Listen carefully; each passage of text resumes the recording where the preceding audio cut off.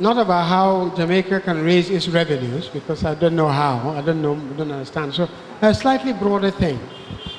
Some of us have started to think about the role of taxes much more broadly, and it's always been the case. Tax has several purposes. One is the revenue question. The revenue question is necessary to develop the economy and give people a better standard of life. We've discussed that. How is all the debate? I won't go into that. The second purpose of tax is redistribution. The only way in which the poor can benefit from the overall progress of the economy is to redistribute, is to provide health, education, rural roads so they can do certain things, create and broaden the human capacity for a bigger economy for the future, but also avoid intense differences and inequality between social groups. Because the research has now been increasingly clear that inequality between social groups, called horizontal inequality, sows a seed of violent conflict for the future. It makes it difficult to even have a good quality of life, and it's difficult to create a secure condition. There is no other mechanism better than tax as an instrument of redistribution. Tax has a third purpose: representation. The point that the gentleman just made. People need to understand that they as citizens have a responsibility, and the state needs to understand that the state survives and exists because they get money from the citizens. This is the basis of social contract and the basis of the history for democracy. Civic education is the two-sided issues of responsibilities and rights. This is crucial for considering a tax system. The final thing about the tax system is the redirection of incentives. If one wants to encourage a form of production, such as low carbon energy intensive production, and discourage high carbon intensive energy, you use tax as an instrument for incentives.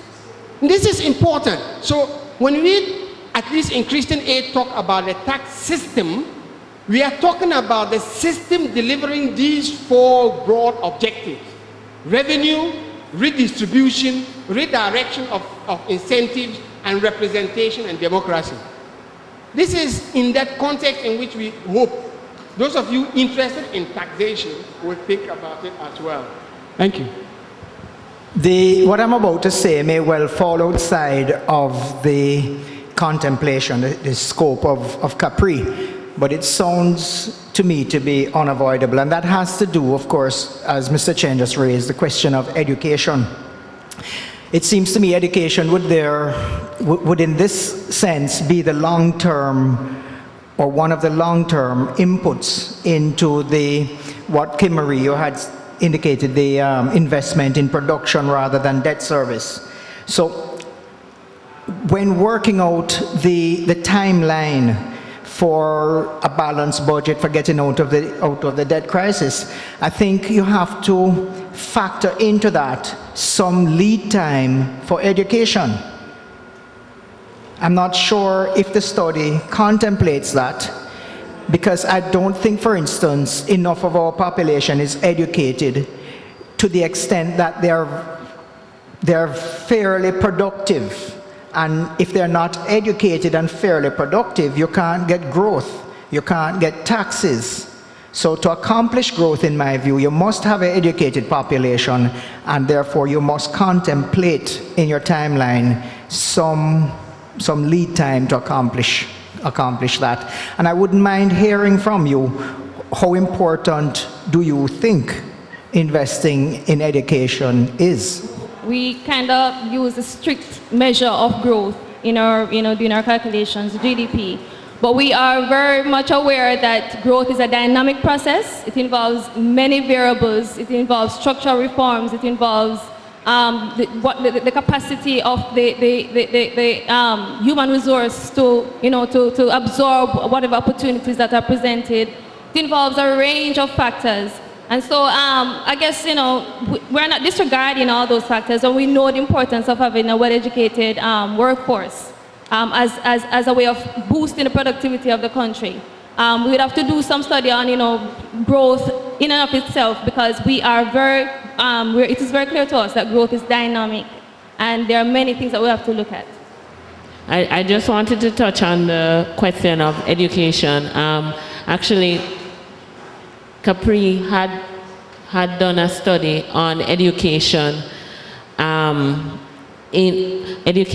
looking at how other countries had used the educational system as a means of development, i.e. Ireland, Singapore, Malaysia, etc. And so educating their population in more technical skills that are in demand at this point in time was seen as a way to move towards a growth trajectory.